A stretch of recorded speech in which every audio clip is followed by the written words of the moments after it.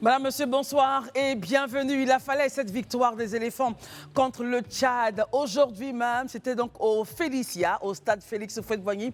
4-0 pour la Côte d'Ivoire.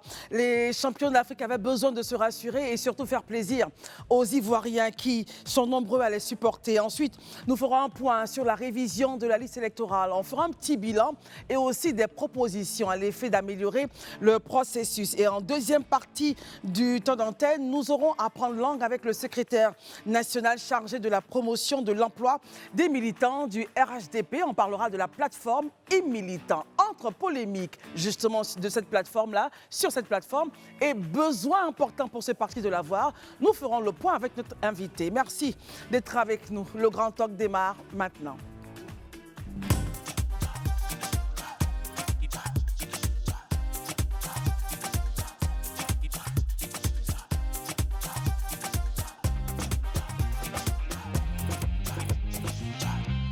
Merci d'être avec nous, merci encore et bonsoir, bienvenue au Grand Talk. Nos amis sont encore là, ce soir, sont avec nous ce soir. Après avoir regardé ce match, ils sont tout heureux d'être là. Herman, bonsoir. Bonsoir Christelle, bonsoir chers téléspectateurs, bonsoir la Côte d'Ivoire et l'Afrique. Élisée, bonsoir. Bonsoir Christelle, bonsoir chers téléspectateurs, félicitations aux éléphants de Côte d'Ivoire. Marius Komoé, bonsoir et bienvenue. Bonsoir Christelle, merci, je suis bien là. Daouda Koulibaly, bonsoir, merci d'être là. Bonsoir Christelle, bonsoir à tous et surtout bonsoir chez vous. Très bien, Herman. C'est à la 25e minute que la Côte d'Ivoire a ouvert le score. 4-0, les Ivoiriens sont contents. Oui, de toute façon, c'était pas, je ne dirais pas que ce n'est pas un match à grand enjeu pour nous. On était déjà qualifiés depuis, je crois, après la troisième journée. Donc, moi, je pense que ce qu'on a pu voir aujourd'hui, il était question pour, après les deux défaites. Concédées par l'équipe de Côte d'Ivoire, c'était, je pense que pour le coach de faire, c'est un réglage. Mais en même temps, il ne faut pas trop en être aussi heureux. Pourquoi? Parce que le Tchad fait partie des 40e, des dernières équipes du monde, dans le monde. 38, je crois. Et puis les dernières équipes dans le monde. Le classement au classement du monde. Et puis la Côte d'Ivoire, le classement FIFA, et puis parmi les 5 dernières équipes de l'Afrique. Donc la Côte d'Ivoire, on connaît la place de la Côte d'Ivoire en Afrique, on est 4e. Et le Tchad, sur 210e, nous, on est quand même 38e, je crois. Voilà, donc on est très loin de... En même temps, il y a les classements FIFA, il y a les classements CAF. Et la réalité de chaque terrain. Dans tous les cas, en termes de pronostics, en termes de statistiques, le Tchad est très loin de nous. Donc 4-0, c'est eux-mêmes, ils ne sont pas surpris. Hein. Ils jouaient déjà avec les éléphants. Herman, c'est pas gentil, et puis à 4, on aurait pu faire le double, quoi, je pense. Daouda, votre point sur la victoire des éléphants, on est déjà qualifié, mais justement, le 4-0, c'est bon pour la santé, c'est bon pour le moral. Ce que je vais te dire, ça sera méchant, donc... Bon, essayez d'être gentil, s'il vous plaît. Ce soir, on a gagné. Parce que je n'ai pas jugé utile de regarder le match. Pourquoi?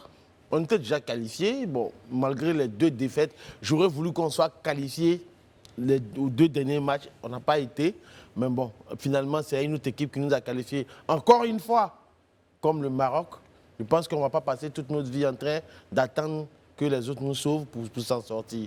Ils ont fait 4-0, c'est bien. Contre une petite équipe du Tchad, ils étaient tout heureux. Mais bon, moi, ce n'est pas mon cas. Mais bon, bravo à eux et félicitations. C'est rabat-joie, c'est pas vrai. Oui, je sais, mais bon, voilà. Quand on est... Christelle, excuse-moi. Quand on s'appelle la Côte d'Ivoire, et quand on a atteint un certain niveau, on est champion d'Afrique, il y a des matchs qu'il ne faudrait pas perdre. Et il y a des manières de perdre ces matchs-là. Donc après, quand tu viens gagner un match, pas nous dire, tu viens gagner un match contre le dernier de la classe, ne demande pas qu'on soit heureux avec toi. Non, on ne peut pas.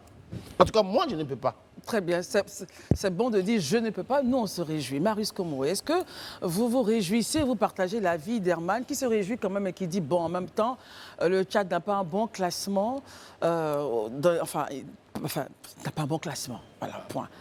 Est-ce que vous dites la Côte d'Ivoire n'a pas à célébrer trop célébrer, qu'il faut encore travailler parce que la CAN 2025 n'est pas très loin et les éliminatoires pour le mondial démarrent bientôt, en mars 2025. En effet, il faut toujours célébrer les victoires.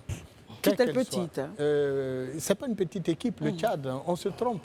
pour tous ceux qui penseraient justement que le Tchad est une petite équipe et que les éléphants de Côte d'Ivoire devraient en faire une bouchée double, ils devraient plutôt se raviser, dans la mesure où le Tchad a battu des grandes nations de football. Comme Donc, par exemple ils ont accroché le Cameroun en son temps, ils ont bien évidemment... Pardon? En son temps. En son temps, oui. Mais Le Cameroun n'est pas Mais une- en son temps, c'est Le quand Cameroun a toujours accroché également la Côte d'Ivoire. Quoi qu'il en soit, ce match n'avait certainement pas d'enjeu pour nous puisque nous étions déjà qualifiés, Herman l'a souligné. Mais le seul, j'allais dire, véritable problème pour nous, c'est que ce match était spécial. Spécial parce que ça se déroulait sur nos stades, Nos et terres. sur notre propre, sur nos terres, sur notre propre stade. Donc, Et il y avait un enjeu quand même. Il y a un enjeu pour les Ivoiriens qui ne devraient pas, encore une fois, concéder, accepter que cette équipe perde pour la 3e fois, après qu'elle les ait habitués à une dynamique de victoire, après, à la suite justement de leur défaite face à la Guinée équatoriale en Coupe d'Afrique. Et donc, depuis la défaite 4-0, c'est bien ça, bien ça. contre la Guinée équatoriale, nous n'avons plus connu de défaite. Et donc, la défaite face donc, au Chipolo-Polo de la Zambie, Mais avant ça, on avait mais fait bien avant ça, on avait également chuté face à la Sierra Leone. oui. Et surtout face à la Sierra Leone, les Ivoiriens n'avaient pas véritablement accepté cette défaite, eu égard au classement FIFA et au classement de la CAF, surtout de la Sierra Leone. N'empêche que les Ivoiriens, les éléphants devraient se réconcilier avec leurs supporters, avec Leur football, on va dire. leur 12e homme. Très bien. C'est le mot que j'ai cherché, avec leur 12e homme. Ok. Et ils l'ont si bien fait avec les 4-0 enregistrés au cours de ce match. Très bien. Élisée Boloubeu, Oui, ça alors, est-ce qu'on doit... Vous vous réjouissez ou vous dites on a encore des choses à faire parce qu'après tout, c'est le Tchad et pour partager la vie des autres, ou vous dites, comme Marius Komoé, attention, une équipe, c'est une équipe. Déjà, c'est déjà bien qu'on ait gagné. J'imagine les Ivoiriens aujourd'hui qui trouvent qu'il ne faut pas sauter au ciel. Si on avait fait une défaite ce soir au stade Félix-Houphouët-Boigny, j'imagine bien ce qu'on aurait dit. Donc déjà, le fait qu'on ait gagné, c'est une bonne chose. Maintenant, je suis d'avis avec ceux qui pensent que ça ne suffit pas pour sauter déjà au ciel, hein. Voilà, pour ceux qui ont suivi le match, ils savent quand même qu'il y a du travail à faire. Il y a des secteurs encore qu'il faut améliorer. Lesquels? Je note par exemple le secteur défensif et puis je dis les transmissions en milieu de terrain sont vraiment... C'est vrai qu'en attaque aujourd'hui, moi j'étais très très inquiet parce qu'on n'avait pas de goleado en tant que tel depuis les successives blessures de Haller et puis comment il s'appelle notre joueur de Paris FC, pourquoi j'oublie son nom? Crasso. Oui. Voilà, Crasso aussi qui avait un peu baissé dans le régime. On n'avait vraiment pas celui-là, ce tueur-là. Mais aujourd'hui, quand même, on a eu ce jeune-là qui nous a montré qu'il a de... Depuis le match dernier, hein, c'est vrai qu'on avait perdu, mais on a vu quand même qu'il Vous avait parlez de de bonnes... qui? Bakoum Bayo, ok, Bayo oui. Vakoum. Qui a ouvert le score déjà. Qui a ouvert le oui. score. C'est quelqu'un, c'est cet attaquant-là qu'on veut, virevoltant, vraiment qui perturbe, qui harcèle les défenses. Et c'est ça qui nous manque très souvent. Et là, je pense que si on l'utilise comme il se doit, on risque d'en faire un très grand attaquant pour la suite, à côté de bien évidemment Jean-Philippe Crasso. Mais comme je le dis, les transmissions au milieu de terrain sont encore lentes. Et malheureusement, le constat que je fais après les 3 derniers matchs, c'est qu'on est en train de inexorablement retomber un peu dans cette lourdeur qui a toujours caractérisé les éléphants de Côte d'Ivoire, où il n'y a pas assez de vivacité, d'automatisme. C'est ce qui avait fait je vais dire un peu le charme des Ivoiriens pendant la CAN, au lendemain de la qualification. Ce talent, cette vivacité-là très bien. commence à manquer et on sent de plus en plus qu'on est en train de s'alourdir. Et je crois que MS Fayet et Guy Demel gagneraient véritablement à remotiver les équipes et à trouver vraiment cet élément qui manque là, pour redonner de la tonicité et de la vivacité au jeu. En même temps, il faut rappeler que le Ghana n'est pas qualifié. Éliminé, la oui. Guinée est éliminée. Si, si. Donc, c'est quand même une qualification à célébrer parce que qui l'aurait cru, Marius Komoé? Nous sommes champions d'Afrique. Le Ghana n'est pas champion d'Afrique. La Guinée n'est pas non plus champion d'Afrique. Non, Le non. Ghana a plus de cannes que nous. Non, mais ils ne sont pas champions Quatre d'Afrique. Ils ne sont cannes. pas champions en titre. Ils ne sont pas champions d'Afrique. Voilà, il ne faut pas partir des 5 meilleurs actuellement en Afrique. La Guinée, pareil. Nous, on a un statut à défendre. On ne peut pas se mettre au même niveau. Aujourd'hui, là, toutes les équipes, quand on leur dit c'est la Côte d'Ivoire, ils voient gagner même la Côte d'Ivoire. C'est comme s'ils avaient remporté un peu notre CAN. Donc aujourd'hui, nous, on a cette réputation-là qu'il faut défendre. À chaque match. À chaque match, on doit montrer qu'on reste les champions d'Afrique. Et on doit aussi montrer aux uns et aux autres qu'on ne se contente pas des 3 étoiles. Nous, on veut qu'il y en ait 4, même qu'il y en ait 10 sur nos maillots. Donc, on veut encore aller conquérir. Or, en jouant de cette manière, en montrant tant de lourdeur, ça n'augure pas de lendemain meilleur. En fait. J'avais dit Marius, Herman, permettez, et puis on revient à vous. Oui, la contre-performance du Ghana quand même surprend plus d'un, surtout les grands observateurs de football, parce qu'en matière de formation de la jeunesse, en matière de football, le Ghana est très en avance. Le Ghana a toujours fait de la formation le Ghana et la Guinée. Hein. Le Ghana, la Guinée, le Mali, le Burkina. Aujourd'hui, la formation des prochaines élites du football au niveau national, c'est véritablement assuré. Et le Ghana l'a tellement si bien compris depuis lors. On a eu les Ayew, les frères Ayew, on a eu cet attaquant exceptionnel que représentait donc... Abedi Pelé? Non, pas Abedi Pelé, celui qui, justement, après a remplacé Asamoah Gyan, qui, quand même, a fait les beaux jours de l'attaque ghanéenne. Et plus tard, on se rend compte que le Ghana a baissé un peu de pavillon. Bon, je pense que la Côte d'Ivoire même a connu cela. Le Maroc l'a connu également. L'Algérie a traversé, après l'époque des Majeurs, l'Algérie a traversé des noises et des vertes, pour ne pas dire des pas mûres. Aujourd'hui, il faut quand même se tourner à une véritable formation de l'élite footballistique ghanéenne et redonner de l'espoir au peuple ghanéen féru de football comme la Côte d'Ivoire. Très bien. Alors, Herman, dernier point, et puis on va parler justement de cette tendance à mal recevoir les équipes qui se déplacent. Il y a eu un challenge avec le Nigeria, ensuite le Bénin, l'entraîneur, je crois, a été blessé à la tête. Il était entraîneur du Nigeria, maintenant entraîneur du Bénin. Alors, on va essayer d'en parler après votre point. Mais rapidement, concernant, c'est vrai que Marius, il avait un peu de compassion pour ses cousins ghanéens, je comprends. Alliance Suisse n'est pas très loin du Ghana. Mais moi, j'ai aimé l'attitude de la défense aujourd'hui, surtout le jeune Guéla Doué. Il était très présent, il était très rassurant dans cette touche de balle. Mais pour revenir au problème que tu poses, moi je pense que tant que la CAF ne va pas montrer une certaine fermeté, parce que ça a commencé, si les mesures, les sanctions avaient commencé à tomber contre les premières équipes qui ont fait ça, on a vu ça déjà pour la Libye, lorsque l'Afrique du Sud s'était déplacée, c'était ça, si je ne me trompe pas. Si la CAF était restée ferme, avait commencé à être ferme, ça n'avait pas continué. Moi, je pense la CAF après a communiqué pour condamner. Oui, mais ça ne suffit pas. Vous savez, c'est trop facile de condamner pendant que l'équipe... Mais la Libye a été sanctionnée. Mais je veux dire que je vois de la fermeté. Si la sanction était retentissante, on ne serait pas en train de continuer là. On a eu ici par le passé des sanctions qui suspendaient même des équipes de la CAN, de la prochaine CAN qui devait se jouer, quel que soit leur résultat dans les poules. Voilà, donc moi je pense que c'est la CAF qui doit pouvoir régler ces questions-là pour ne pas que ça continue. De plus en plus, on commence à... Ça devient récurrent. Daoud, à votre point là-dessus, l'équipe du Nigeria a eu des challenges en Libye. Là, c'est le Bénin. Alors, est-ce que vous êtes d'accord avec Herman que la CAF devrait sévir? Non, mais effectivement, la CAF devrait sévir, mais je pense que les équipes, même au niveau, dans leur propre pays, même, devraient avoir en fait une certaine prise de conscience. C'est-à-dire? À quoi ça sert de mal recevoir son adversaire dans l'optique de tricher? D'empêcher l'autre de jouer. Parce que c'est rien d'autre, c'est de la tricherie. De prendre le dessus psychologique. C'est de prendre un dessus psychologique sur son adversaire et pouvoir gagner. Moi, je ne suis pas d'accord avec. Et donc, de ce fait-là, si on peut les éliminer automatiquement, on le fait. Parce que moi, j'aime le dire, c'est vrai qu'on me dirait que je suis chauvin, mais la plus belle CAN jamais organisée dans toute l'Afrique a réussi. Mais juste...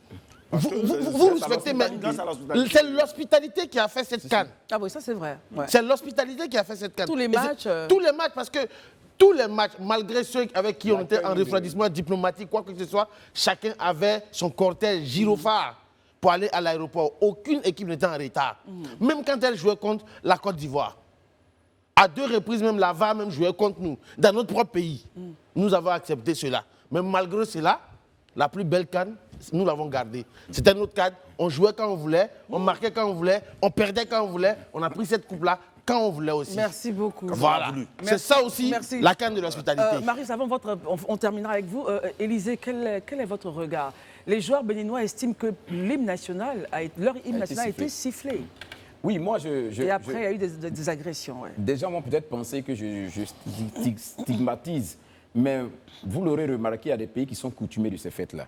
Et ça devient un peu trop. Il y a des années en arrière, je me rappelle les années 90, c'était pratiquement tout le Maghreb qui se donnait, à ce comportement-là.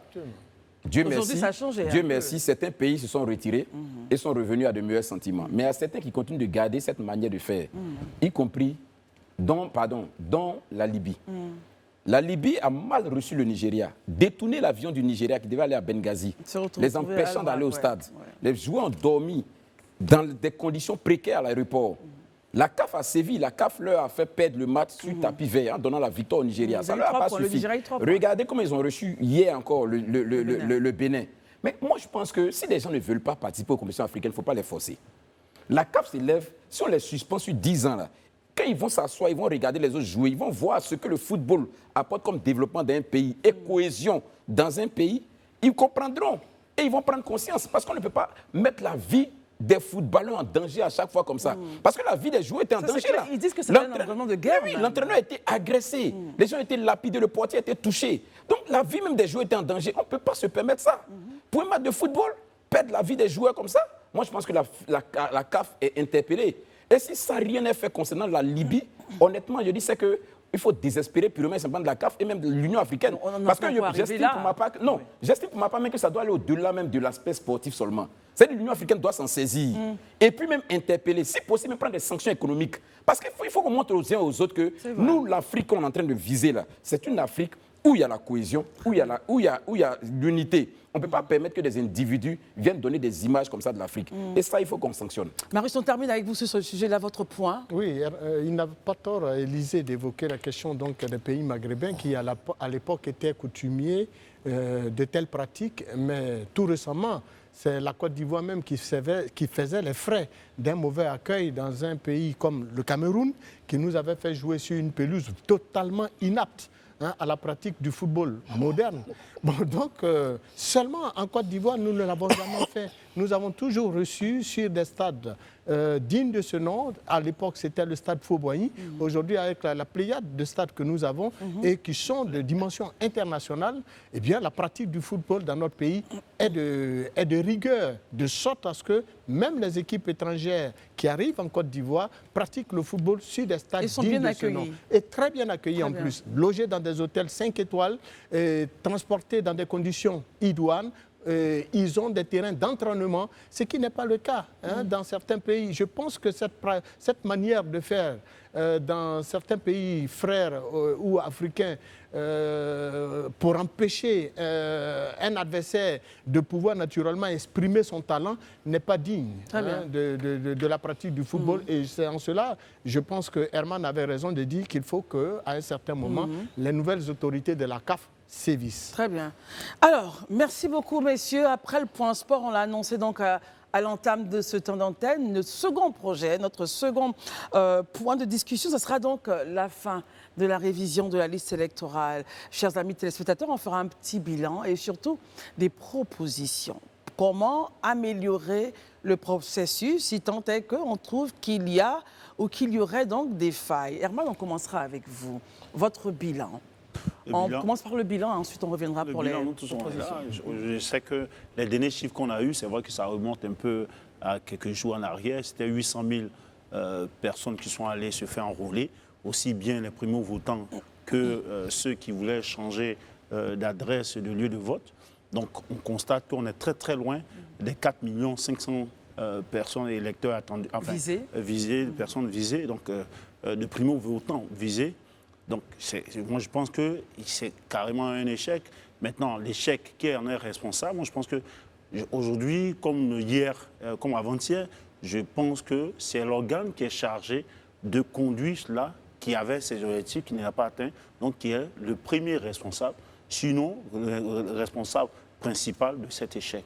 Maintenant, comment est-ce que aider? On l'a déjà dit plusieurs fois, on reviendra là-dessus. Mais c'est vraiment, il faut mettre ça sur le compte de la CEI. Entièrement, à 100%, hein, Ouais. selon vous. Très Ouais, bien. pour moi. Alors, Daouda, partagez-vous le même point de vue qu'Herman. Vous avez une autre lecture. Quel est votre postulat? Bon, moi, j'aime pas les analyses assez péremptoires. En fait, je préfère rester très nuancé. Je pense que après le chiffre qui nous a été donné par, on n'a pas encore le chiffre aura un dans point tout ce. jeudi Il y de aura la un point CEI, jeudi. oui. Voilà, mais je pense bien que déjà le chiffre est mieux que les années précédentes. Même si ce qu'on attendait, c'est pas ça. Le chiffre annoncé est 800 000 pour l'instant. Hein. Oui, mais généralement, les élections qui sont passées, ça ne dépassait pas ça aussi, en fait. C'était moins que ça, généralement. Mais pour moi, le bilan que je fais, je pense que si échec il y a, c'est un échec qui est partagé, Christelle. C'est-à-dire? Parce qu'il y a une forme de responsabilité partagée au niveau et de la CEI et des partis politiques et de nous-mêmes, les citoyens. Première chose, la CEI devrait faire son travail. Je pense qu'Eman l'a déjà dit, on ne va pas revenir sur ça. La deuxième chose, c'est que c'est les partis politiques avec, durant tout le processus électoral, jusqu'à ce qu'on en arrive à la fin, le discours qui était tenu, mais c'est un discours qui ne donne pas envie d'aller se faire enrôler. Parce que finalement, tu te poses la question de savoir, mais je vote pour quoi? Pour avoir encore des palabres entre des partis politiques, ça ne sert à rien. Même moi qui suis assis devant vous, ça fait depuis 2010 jusqu'à aujourd'hui, je ne vote pas. Parce que le vote n'est pas obligatoire en Côte d'Ivoire. Tu ne peux pas m'obliger à voter. Quels étaient les éléments de langage, justement, qui auraient pu Mais si pousser, des partis retenir les politiques, Ivoiriens? si des partis politiques, pendant pratiquement tout le processus électoral, ont passé tout leur temps en train de chercher à décrédibiliser l'institution. Vous dites à l'institution, OK, allons se faire recenser. Mais au même moment, vous tapez sur l'institution. Elle n'est pas bonne, elle n'est pas bonne, elle n'est pas bonne. Mais finalement, dans le conscient collectif, les gens se disent, pourquoi alors aller me faire recenser sur la liste électorale? Ça, c'était le deuxième point. Le troisième point, c'est que aujourd'hui, moi, je pars par principe. Et partons en 2009, élection présidentielle. Tout était gratuit. Ceux qui ont eu la carte nationale d'identité orange, c'était gratuit. Le recensement sur la liste électorale, c'était gratuit. Pour tout le monde, tout était gratuit. On a eu combien de personnes sur la liste électorale? À peine 6 millions. À peine 6 millions, où tout était gratuit. Alors qu'aujourd'hui, on revendique. Aujourd'hui, encore, c'est-à-dire que 10 ans après, 15 ans. pour ne pas dire 14 ans après, pour être plus précis, on est à moins de 9 millions. Mais ça veut dire que les Ivoiriens, ils ne veulent pas voter. Ils ne sont pas séduits par le discours des hommes politiques. Parce qu'à la vérité, les Ivoiriens veulent quoi? Ils veulent qu'on règle leurs problèmes de santé. Ils veulent qu'on règle leurs problèmes d'éducation. Ils veulent qu'on règle leurs problèmes de vie chère. Mais quand, pendant tout ce temps, il y a de véritables problèmes, vous ne venez pas pour répondre à leurs problématiques. Vous êtes là, on doit mettre le nom de X, enlever le nom de Y, mettez-lui la vice-président, enlevez-lui la vice-président. Finalement, on se pose la question de savoir, est-ce que vos problèmes sont nos problèmes? Donc, ça ne va pas enchanter les gens. Donc, c'est pourquoi j'ai dit, pour chuter sur ça, puisqu'il y a 2 autres derrière moi, Bien sûr. la CEI a sa part de responsabilité, mais les partis politiques ont leur part de responsabilité. Mais la troisième responsabilité, c'est que c'est la population elle-même. Vous voulez que les choses changent? Il faut aller se faire recenser et dégager Alassane Ouattara si vous ne l'aimez pas. Mettre Gbagbo Laurent à la place si vous l'aimez. Mettre Tidiane Thiam à la place d'Alassane Ouattara si vous l'aimez. Ou si vous voulez, vice-versa. Mais il faut poser l'acte. Arrêtons, sortons du discours creux, du bavardage creux. Allons-y, se faire enrôler. C'est ça qui est la question. Je m'arrête là. Donc on dira simplement qu'on ne va pas utiliser le mot dégager, on va dire vous lui retirez le pouvoir et puis vous en donnez à quelqu'un d'autre. Non, j'ai emprunté le mot à Laurent Gbagbo. Il faut dégager. Ah d'accord. Voilà, on est dans le dégagisme dans ce pays. Donc j'ai juste emprunté le mot pour l'utiliser. C'est bon de le dire. Marius Komoué, quel est votre commentaire justement, quand vous regardez cette révision de liste électorale qui s'est achevée dimanche dernier? Quel est votre regard là-dessus, votre bilan? Bon, les partis politiques et l'opinion nationale avaient demandé à la CEI de repousser, de prolonger justement ce processus d'enrôlement des nouveaux majeurs, mais également de tous ceux qui n'étaient pas encore sur la liste électorale. Et cela a été fait. Mais nous faisons l'amer constat de ce qu'au moment où la révision de la liste électorale avait lieu, certains partis politiques, et non des moindres, étaient préoccupés par des questions de division interne. Lesquels? qui les a conduits au tribunal, par la suite à un congrès, qui a vu donc... Vous parlez du FPI. Ah ben, bien entendu, vous suivez mon regard. Or, nous étions en pleine période d'enrôlement des futurs, de ceux qui auront quand même à choisir les futurs dirigeants de ce pays. Bon. Question pour vous, Marius. Question pour vous. Est-ce que tout ce que le FPI a vécu pendant cette période-là aurait pu les empêcher justement de mobiliser leurs militants à l'effet qu'ils aillent s'inscrire sur la liste électorale? Vous avez tout compris, sans même que je me prononce. Parce que dans les faits, nous sommes dans un processus crucial pour l'avenir d'un pays qu'on prétend vouloir diriger. C'est vrai que les problèmes internes d'un parti sont à résoudre, mais il n'empêchait pas de comprendre que la situation qui prévalait obligeait l'ensemble des partis politiques à se mettre ensemble en ordre de bataille pour justement faire enrôler sur la liste électorale la multitude de citoyens qu'il faudrait. Aujourd'hui, on parle, tout le monde se plaint, la Côte d'Ivoire, c'est 8 millions d'électeurs pour une population d'environ 30 millions, sinon au-delà. Mais qu'est-ce que ces partis politiques qui prétendent vouloir diriger le pays font pour qu'il y ait une majorité de leurs militants et de leurs sympathisants enrôlés sur la liste électorale? En dehors du PDCI, que nous avons vu au four et au moulin, avec son président, parcourir un tant soit peu le pays pour en appeler à la mobilisation des militants et des sympathisants à s'enrôler sur la liste électorale, y compris par des canaux de communication pour en appeler justement les Ivoiriens à s'enrôler.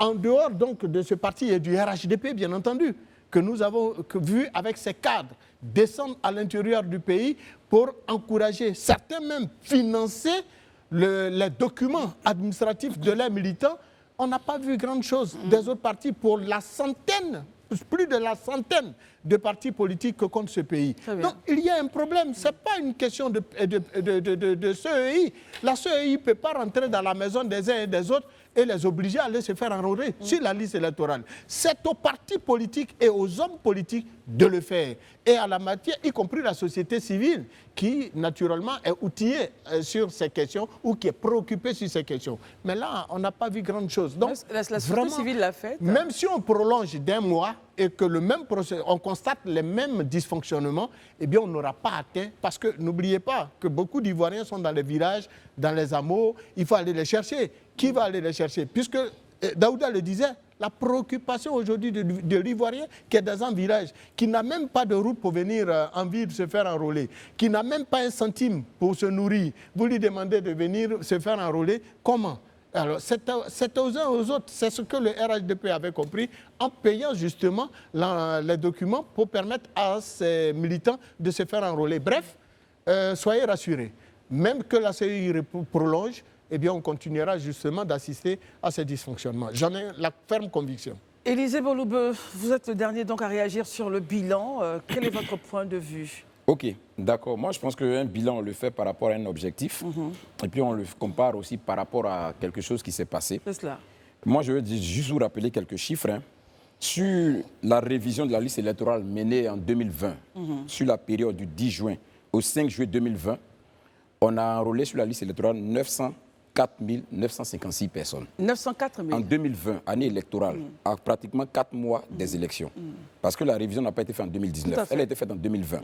Sur la période, je le répète, du 10 juin au 5 juillet, donc pratiquement 3 semaines également, disons même presque un mois, on a enrôlé 904 956 personnes. La révision qui avait été faite avant, celle de 2020, elle a été faite en 2018. Et figurez-vous qu'on a enregistré sur la liste électorale 277 000 nouveaux électeurs. C'est pour vous dire quoi? Quand vous regardez, pour vous dire que, moi je dis et je répète, la CEI a la responsabilité de la sensibilisation pour l'enrôlement sur la liste électorale. Mais le travail de la CEI est complété par les partis politiques. Parce que si la CEI te dit, viens t'enrôler parce qu'on va aller faire des élections, et que les partis politiques tiennent des discours guerriers, ça ne va pas conforter les Ivoiriens à aller se faire enrôler. Parce que les Ivoiriens sont traumatisés. Greg nous a dit hier ici, et je partage totalement son avis. Ce traumatisme-là est encore là. Donc si vous voulez, si vous peut-être vous êtes guéris de ce traumatisme, vous les leaders des partis politiques, si vous êtes guéris de ce traumatisme, de toute façon, vous ne pouvez qu'être guéris.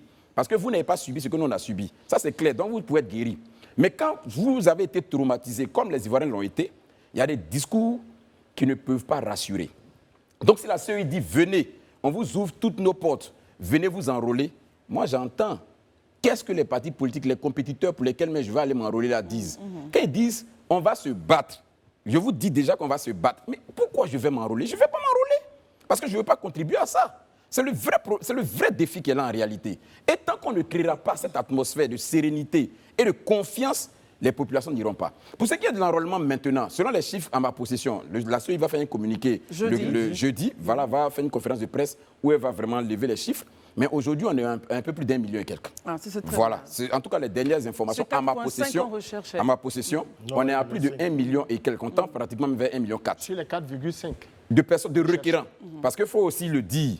1,4 million requérants, ça ne veut pas dire 1,4 million qui sont définitifs, sur la liste définitive. Parce qu'après, il y aura voilà, parce que la liste est traitée par la suite. Et à la fin, on verra qui sont ceux qui sont sur la liste. Mais en termes de requérants, on est environ 1,4 million, selon les informations à ma possession. Donc, ça dit qu'il y a un effort qui a été fait. Mais cet effort-là, comme je le dis, ne peut être entretenu et poursuivi que si le discours politique vient rassurer. Très bien, et c'est là qu'il y a un problème. Il faut qu'à ce niveau-là, les hommes politiques sachent que c'est de leur responsabilité de rassurer les Ivoiriens pour que ceux-ci aillent se faire enrôler. Je vais terminer totalement dessus. Je dis et je répète, moi j'estime qu'il faut que les partis politiques fassent preuve de bonne foi. La commission électorale indépendante là, ce n'est pas un organe ex nihilo, c'est-à-dire sorti de nulle part, mais qui est quitté au ciel qui est tombé. C'est le fruit de leurs désaccords. Et tous sont là-bas. Vous avez dit hier. Je veux qu'on me donne un seul parti significatif qui va dire aujourd'hui qu'il n'est pas la CEI. Ou bien que sa voix ne porte pas la CEI. On entend ça. Ils sont tous à la CEI. Ils ont tous des commissaires à la CEI. Ils sont superviseurs à la CEI. Leurs commissaires à la CEI sont superviseurs. Parce que la CEI a divisé le pays en plusieurs régions et ils sont superviseurs. Donc ils sont tous à la CEI. Donc c'est eux tous qui organisent les élections. Très bien. Voilà, donc à un moment donné, il faut qu'on soit cohérent et qu'on fasse preuve de bonne foi devant les Ivoiriens. Merci beaucoup, important. Élisée. Alors messieurs, il nous reste 3 minutes. On va aller rapidement sur 2-3 points de solution pour améliorer le process, Herman. La solution, on l'a déjà présentée ici.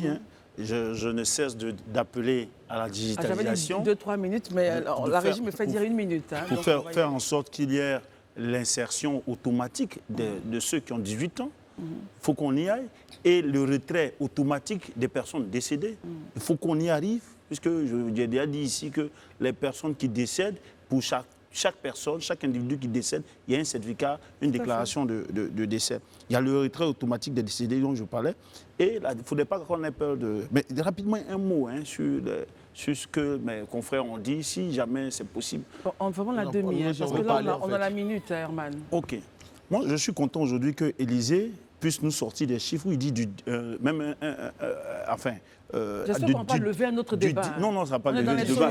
Du 10 juin au 5 juin 2020, année électorale, on a pu faire en 4 semaines une opération d'inscription, de révision de la liste électorale. Donc pourquoi est-ce que le débat qu'on entendait, ce qu'on écoutait, c'est que la CEI ne peut pas faire parce qu'elle ne peut pas prolonger jusqu'à un moment donné parce qu'il y a une question de calendrier à respecter. Bon, c'est là peut-être qu'un autre jour, ça va revenir là-dessus. On va revenir là-dessus parce qu'on n'a pas assez de temps. On revient sur 2-3 points de solution. On est encore là demain, rassurez-vous, par la grâce de Dieu, pour pouvoir traiter cela. Daouda, 2-3 points de solution. Tu sais, nous, on est toujours dans les solutions, Christelle. On est toujours dans les solutions. L'une des premières solutions que je propose, c'est qu'il faut que déjà les Ivoiriens soient... Il y ait une prise de conscience collective des Ivoiriens eux-mêmes. Très bien. Pour dire que ma voix compte. Le slogan de la CEI, active ton pouvoir. Chacun de nous a un pouvoir. Il faut l'activer. Très bien. Deuxième point, les hommes politiques, changer de discours. Nous sommes traumatisés. Changer de discours et après on va vous suivre, vous allez voir qu'on va aller se recenser. Merci Daouda. Marius, rapidement, 2-3 points. Changement de discours, quelle offre politique aux Ivoiriens. On veut dégager, pour employer le terme de Daouda, le régime en place, avec quelle offre politique. Aujourd'hui, il ne s'agit pas de critiquer.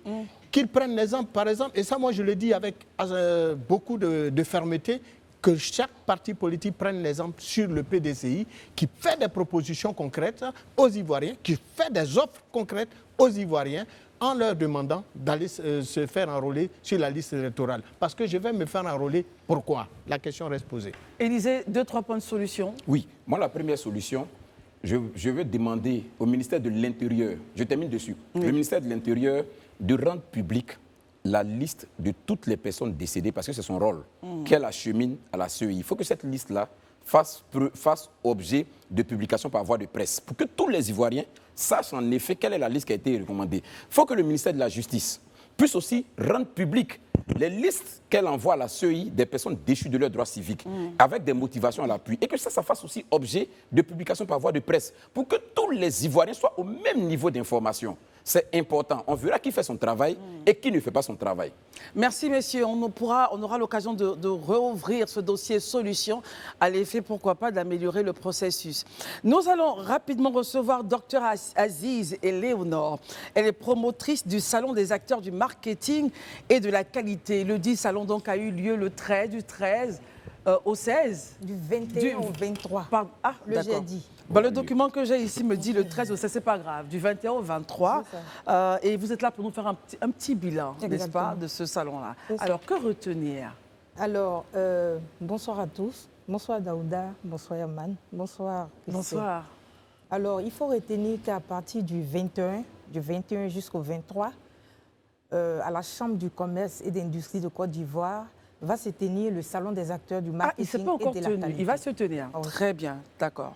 Donc, je suis là, en fait, pour inviter toute la population, parce que quand on parle de qualité, la qualité, en fait, c'est l'affaire de tous. Voilà, donc tout le monde est invité à cette cérémonie-là, qui va se tenir du 21 novembre au 23 novembre, à la Chambre de commerce. Carmen, question? Bon, question, c'est un salon qui parle de qualité et autres. Et quel constat vous avez fait qui vous emmène à créer ce forum pour rencontrer, pour évoquer ces notions-là? Alors, pour parler du constat, il faut aller sur le thème qu'on aborde lors de ce salon-là. On vous dit maintenir le cap malgré les turbulences, la qualité au service du marketing. En fait, c'est un colloque qui est un salon qui abrite un colloque qui est adressé aux entreprises. Il y a eu la Covid récemment et on sait qu'il y a pas mal d'entreprises qui ont fermé. Nous, en tant que marketeurs, notre rôle, c'est de pouvoir amener ces entreprises à tenir bon malgré tout ce qui se passe. Donc, en fait, c'est d'amener ces entreprises à comprendre que à leur sein, il peut y avoir des marketeurs qui puissent les aider en utilisant justement les pratiques de qualité pour pouvoir maintenir le cap. Très bien. Élisée, question? Aujourd'hui, quelle est la situation? Je vais être un peu direct. Quelle est la situation aujourd'hui en termes de qualité au niveau de nos entreprises? Que ce soit les entreprises qui vont que ce soit le secteur privé ou le secteur public, parce que pour moi, la qualité elle est partout. Aujourd'hui, c'est quoi? Quel est l'état des lieux aujourd'hui en Côte d'Ivoire? Alors, quel est l'état des lieux? Je ne sais pas à quoi vous vous attendez quand vous posez cette question, mais ce qu'il faut savoir, c'est que depuis un certain moment, il y a des normes ISO qui sont mises en place par les entreprises et plusieurs entreprises y ont adhéré. Voilà, donc ces normes ISO-là sont adoptées par plusieurs entreprises pour pouvoir justement implémenter la démarche qualité en leur sein. Et nous, au niveau du marketing, on le dit toujours, il faut que la qualité souhaitée par l'entreprise soit celle perçue par les consommateurs. Donc c'est cette liaison justement que nous voulons faire à travers ce salon que nous proposons à tous les acteurs et tous les intervenants dans les entreprises. Marius, comment est question? Oui, en tout cas, en matière de qualité, nous vous félicitons parce qu'en vérité, moi j'aurais pu vous dire quelle véritable politique qualité pour quel produit de qualité ou quel service de qualité pour une véritable politique marketing d'une entreprise. Quand on fait un constat, le constat en Côte d'Ivoire, il est bien connu. Nous avons la contrebande, nous avons les produits contrefaits, donc la qualité n'est pas forcément de rigueur. Et c'est pour ça d'ailleurs que l'État met en place un certain nombre de mécanismes pour rassurer les Ivoiriens sur la consommation de certains produits et des services. Et je pense que ça c'est une contribution. Je pense que l'initiative que vous avez créée est salutaire. Nous vous en félicitons. Daouda, question ou contribution? En fait, je suis en train de regarder les images, je vois des amis à moi dedans. Oh là là. Oui, c'est vrai, j'ai vu 2 ou 3 D'accord, personnes. très bien. Ce sont des nominés. Voilà, les nominés, Alors, justement. lors de ce salon, justement, nous tenons à nominer certains marketeurs. Vous savez, on parle de financiers, on parle de ressources humaines, mais pas autant pour les marketeurs. Pourtant, je le dis chaque fois, le marketing est pour l'entreprise ce que le cœur est pour l'homme. Exactement. Parce que c'est le marketing qui véhicule tout. autour de l'entreprise pour pouvoir maintenir justement ces entreprises. Et on en parle très peu. Donc c'est une occasion en fait pour nous de mettre en avant ces marketeurs-là, de les montrer aux yeux du monde pour montrer que dans les entreprises de chaque jour, certaines personnes travaillent sans pourtant se faire connaître. Après avoir vu vos amis, on peut aller à la question. Voilà, la question c'est que je suis un peu déçu quand même parce que j'ai vu personne du public dedans. C'est juste une suite. Il y a beaucoup d'entreprises privées. Est-ce à dire que dans le public ivoirien, il n'y a pas de bons marketeurs? Elle a parlé des entreprises. Alors, non, je parle du public. Public. Ouais. L'administration publique. Au niveau de l'administration publique, on a contacté la direction des PME en Côte d'Ivoire. Voilà, justement, la directrice marketing, elle fait partie des membres du jury. Donc, rassurez-vous, c'est justement l'objectif de ce salon-là. Comment concilier professionnels et puis chercheurs. Très bien. Voilà, parce que pendant longtemps, il y a eu une disparité. Les chercheurs ont leur groupe, ils font des colloques scientifiques, les professionnels font des salons. Et là, c'est une occasion justement, puisque les produits de recherche des chercheurs doivent pouvoir servir aux entreprises, pas les mettre dans les placards, comme c'est le cas où les gens disent que les chercheurs cherchent sans trouver. Voilà. Maintenant, nous voulons mettre à profit les fruits de nos recherches au profit des marketeurs professionnels. Alors, docteur Aziz, on peut avoir juste les éléments saillants justement de ce programme qui aura lieu bientôt? Alors, le jeudi, il y a la cérémonie d'ouverture sous le haut patronage du président du Conseil économique, social, environnemental et culturel, docteur Aka Wele. Justement, les deux prix portent son nom. Le prix Aka Wele du meilleur marketeur 2024 et le prix Aka Wele de la meilleure école de formation en marketing. Donc, ce sont deux prix qui seront justement à l'honneur pour les marketeurs. Et ça sera sous le parrainage du ministre du Commerce et de l'Industrie et sous l'égide du président de la Chambre de commerce.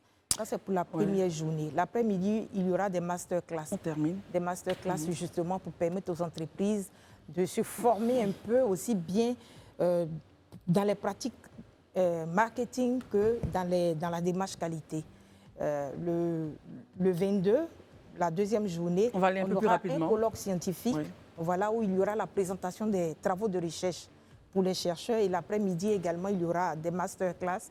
La troisième journée, c'est la journée des concours, où les écoles vont présenter les projets de leurs étudiants et où les marketeurs vont présenter également des projets devant des membres du jury. Et le soir, c'est l'apothéose avec un dîner gala au Palm Club. Très bien, merci en tout cas d'être venu, docteur Aziz Éléonore. Vous êtes promotrice du salon des acteurs du marketing et de la qualité, la promotion du marketing et de la qualité qu'a l'implication des acteurs. Merci d'être venu, docteur. À tout à l'heure. Merci d'être avec nous pour la seconde partie de ce temps d'antenne. Je le disais à l'entame de ce plateau que nous recevions pour vous le conseiller M. Issa Fadiga, secrétaire national chargé de la promotion de l'emploi des militants du RHDP. Mais qui est-il au-delà d'être militant donc, du RHDP?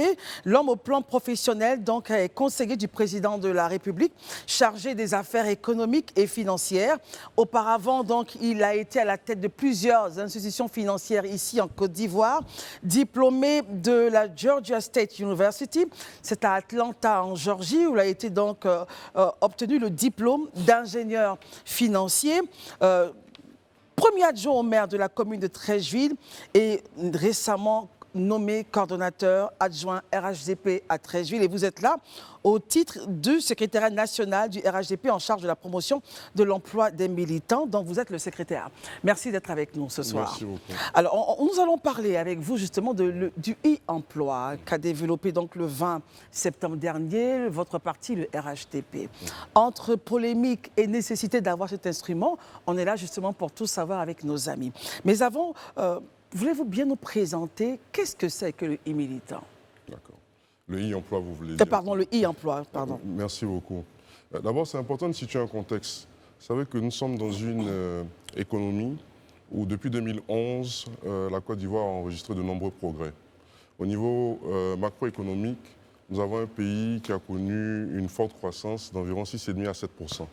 Quand vous regardez les prévisions du FMI sur les 2 prochaines années, c'est-à-dire 2024-2025, nous sommes encore dans les prévisions de 7%. Quand vous regardez le déficit budgétaire, il devrait atteindre la barre de 3% l'année prochaine et donc atteindre la norme communautaire. Quand vous regardez l'inflation, elle est en baisse aussi et devrait aussi entre 3,5 et 3%. Quand vous regardez le taux d'investissement, il a atteint la barre de 25%. Maintenant, quand vous regardez l'ensemble des politiques sectorielles du gouvernement, l'ensemble des programmes, vous prenez le PND 2021-2025, vous prenez le PJGouv, vous prenez le PSGouv, l'ensemble de ces politiques du gouvernement ont une chose en commun, c'est l'employabilité des jeunes. Je dirais la question de l'employabilité revient systématiquement dans les priorités du gouvernement. Et grâce à cet environnement qui a été créé par le gouvernement, cet environnement est justement créateur de richesses et créateur d'emplois, mais d'emplois pour l'ensemble des Ivoiriens. Pour l'ensemble des Ivoiriens. Pour l'ensemble des Ivoiriens. Donc la gouvernance du président Alassane Ouattara a permis de créer de la richesse, a permis de créer des emplois, mais de l'emploi pour l'ensemble des Ivoiriens. Face à cette question de l'emploi et de l'employabilité, il était important pour le RHDP, parti politique, qui a créé l'année dernière, en avril 2023, un secrétariat national chargé de la promotion de l'emploi des militants. Et notre mission est principalement de trouver des solutions pour adresser la question de l'employabilité des militants RHDP. Nous avons deux objectifs, faciliter l'accès à l'information et faciliter l'accès à la formation.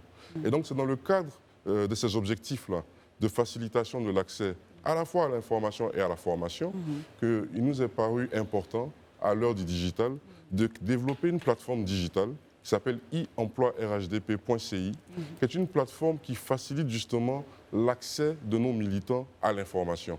À l'information. On parlait tout à l'heure de l'écosystème, on a parlé de toutes ces opportunités d'emploi qui sont créées par le gouvernement pour l'ensemble des Ivoiriens, mais il importe que les militants RHDP ne restent pas en marge des fruits de cette croissance et que les militants RHDP, eux aussi, puissent saisir ces opportunités-là. Donc, si vous allez sur la plateforme aujourd'hui e-emploi RHDP, vous avez des offres d'emploi.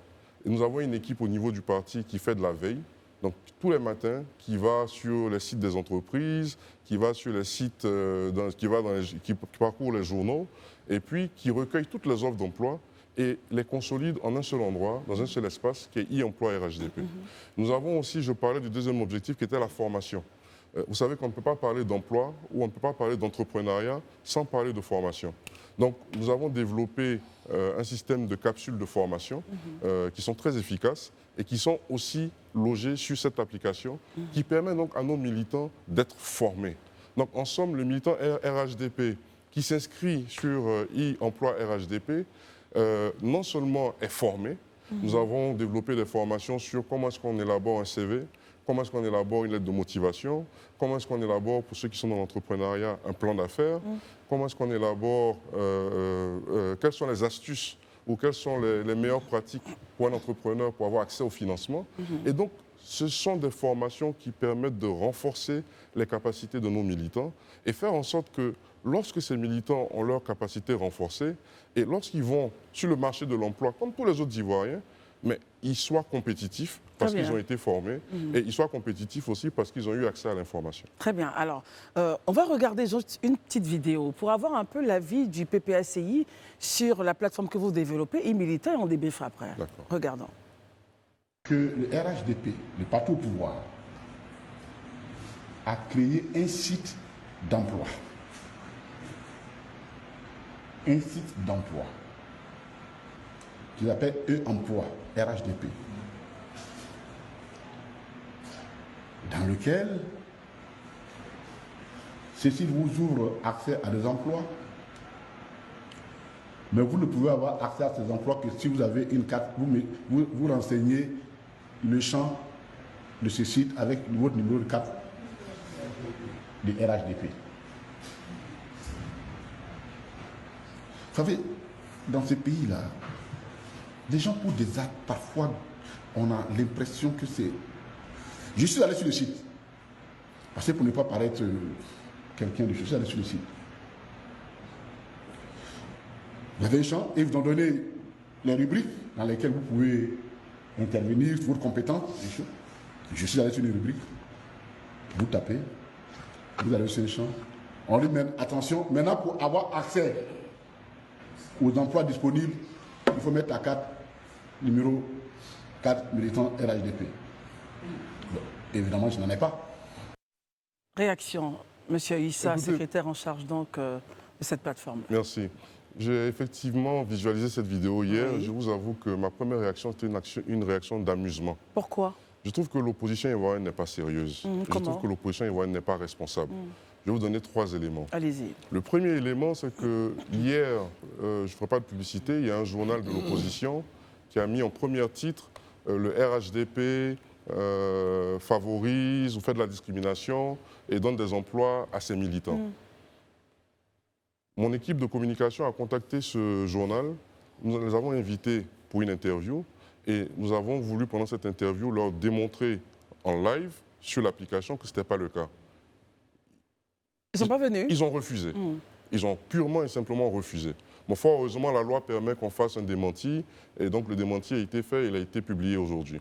Premier élément. Donc je trouve que ce n'est pas sérieux de la part de l'opposition de vouloir faire peut-être de grands tirages, vendre des journaux, mais en réalité, quand on veut vous apporter la vraie information, vous refusez d'y aller. Quand je regarde l'élément de M. Kone Katina, Oui. il a parlé à un moment donné, pendant la vidéo, d'une entreprise avec laquelle le RHDP aurait un accord qui est une banque... De plusieurs entreprises même. De plusieurs entreprises, mais dont l'une, par exemple, qui est une banque à capitaux français, qu'il allait interpeller le groupe français. Mais si vous allez sur le site, vous verrez qu'il y a une entreprise, et vous pouvez repartir là-dessus tout de suite, qui a le même acronyme que cette banque, mais ce n'est pas une banque française, c'est une entreprise privée. Et ce ne sont pas des partenariats que nous avons avec ces entreprises. Nous avons lancé le 20 septembre 2024 la journée emploi-entrepreneuriat et nous avons des entreprises qui étaient des exposants. Ces entreprises sont venues d'elles-mêmes, ces entreprises ont exposé leur métier, leur corps de métier, ces entreprises ont exposé les profils qu'elles recherchaient, elles ont exposé les compétences qui étaient requises, les formations Et c'est cela que nous apportons comme valeur à nos militants. C'est cela que nous apportons comme valeur à nos militants. Donc pour répondre directement à cette question, à cette préoccupation, nous n'avons pas de partenariat avec aucune entreprise en Côte d'Ivoire. 2, notre rôle n'est que de faciliter l'accès à l'information et notre plateforme ne permet que de donner l'accès à l'information sur le marché de l'emploi, sur les offres d'emploi. Et donc, je pense qu'il est important que nos partis politiques soient beaucoup plus responsables avant de faire des vidéos et avant d'ameuter l'ensemble de la population des Ivoiriens. Très bien. Écoutons Herman pour une question. Herman, une question? Oui, moi d'abord, je trouve que l'initiative est très très intéressante. Où par contre, je ne suis pas forcément d'avis, c'est que pour accéder à ces offres d'emploi, puisque lorsqu'un parti politique, dans sa politique, c'est de chercher à capter beaucoup plus de militants. Donc qu'on soit ivoirien ou pas, qu'on soit RHDP ou pas, on cherche à avoir un certain nombre d'électeurs ou bien de militants, de personnes qui peuvent être intéressées. Pourquoi est-ce que, quand bien même c'est le RHDP qui le fait, c'est exclusivement destiné aux jeunes ivoiriens? Et c'est encore, pour moi, est-ce que ce n'est pas gênant finalement que ce soit le parti au pouvoir qui ait pensé à un instrument aussi intéressant et qui ne l'ouvre pas à toute la jeunesse, pendant que la préoccupation, c'est elle qui doit pouvoir régler la question de l'employabilité, le manque d'emploi, le chômage des jeunes. Il va répondre à la question. Allez-y, monsieur. Merci beaucoup. Je pense que la question est très pertinente. Mais je pense qu'il faut séparer l'État de Côte d'Ivoire du RHDP.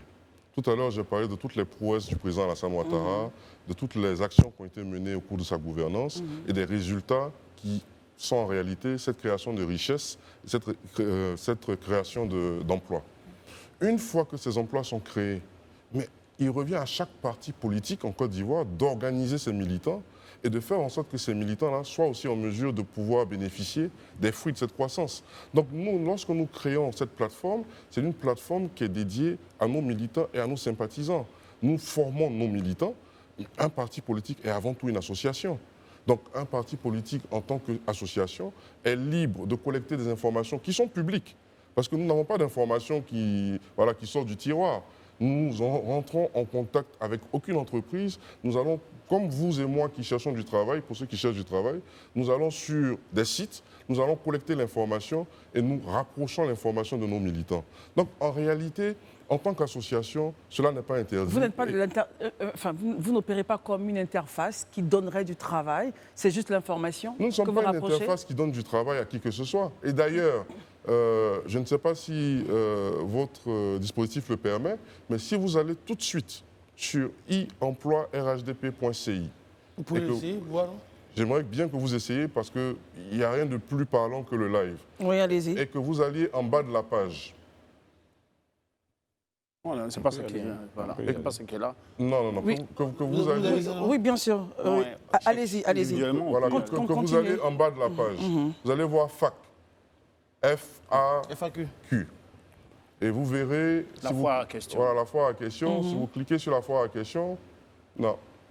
Non, c'est pas là. Ah, d'accord. Ça, c'est une autre... Si vous cliquez sur la foire à question... Aidez-moi et puis je vais l'afficher à l'antenne. Allez-y, sur la foire à question. Si vous cliquez sur la foire à question, vous verrez que nous avons même prévenu, en allant sur la foire à question, nous avons indiqué, et il y a 2 questions qui sont posées dans cette foire à question.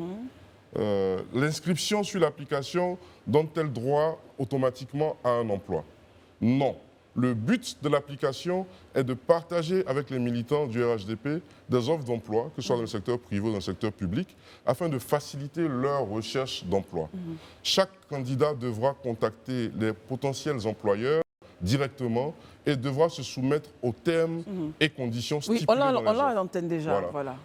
Et si vous allez sur la deuxième question, qui est l'application me transmet des offres d'emploi, suis-je automatiquement sélectionné par les employeurs? Et vous verrez la réponse. Non, l'application identifie des offres d'emploi qui correspondent à votre profil.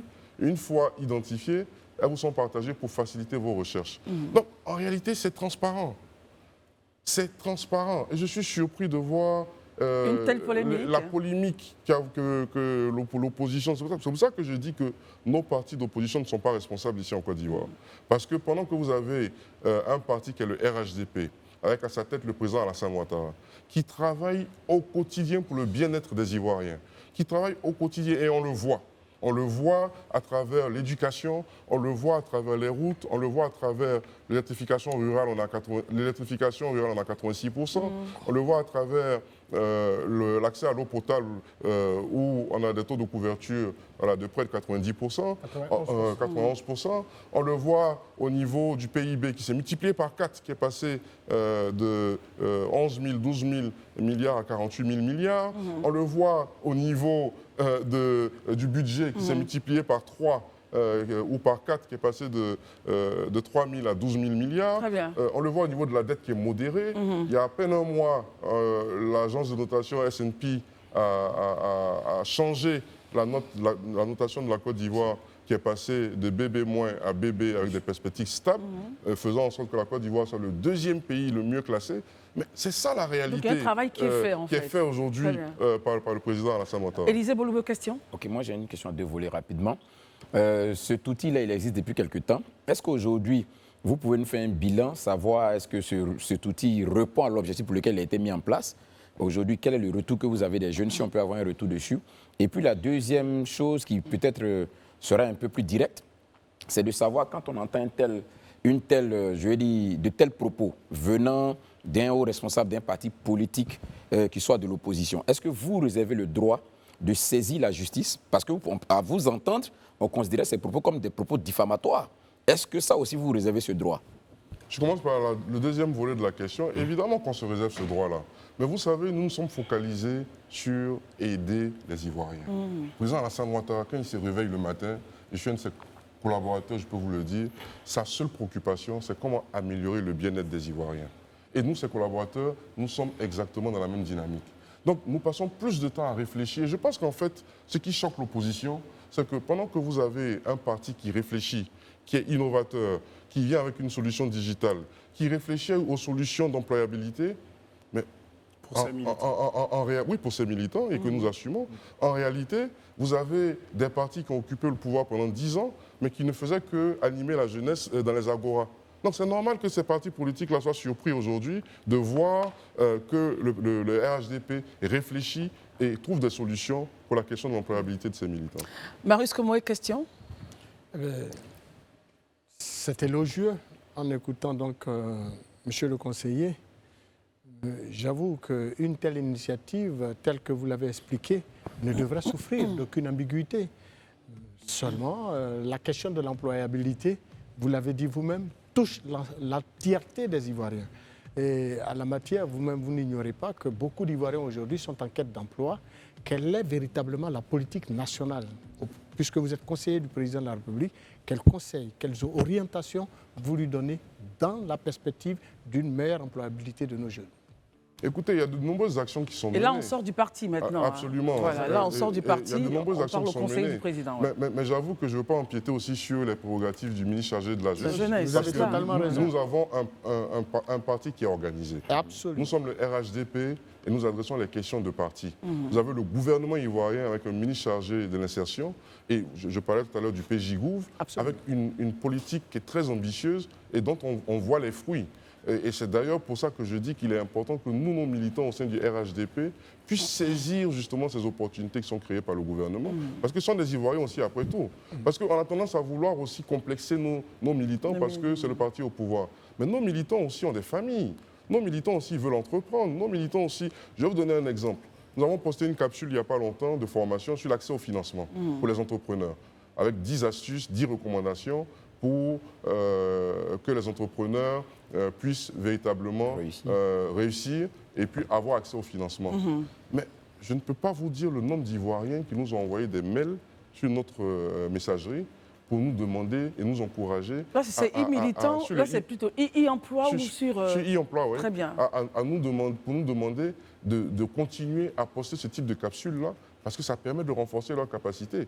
Des jeunes Ivoiriens créent des entreprises tous les jours, mais ils ne savent pas c'est quoi la gouvernance d'une entreprise, ils ne savent pas c'est quoi le type d'organisation qu'il faut avoir, ils ne savent pas que si vous n'avez pas remboursé un prêt dans une banque, il y a un bureau de crédit aujourd'hui qui existe et que ce bureau de crédit va reporter à la prochaine banque et que vous ne pourrez pas avoir de financement. Ils ne savent pas que c'est quoi la différence entre un crédit d'investissement et un crédit pour financer le fonds de roulement.